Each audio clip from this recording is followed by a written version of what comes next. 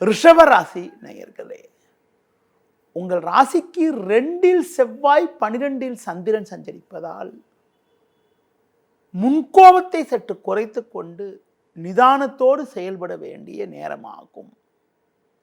சுலபமாக முடிய வேண்டிய காரியங்கள் சற்று தாமதமாகும்.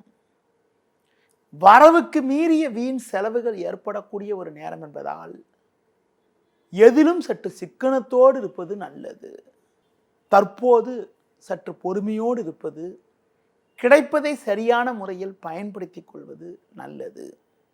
உத்தியோகத்தில் இருப்பவர்களுக்கு வேலை பளு சற்று அதிகரிக்கும்.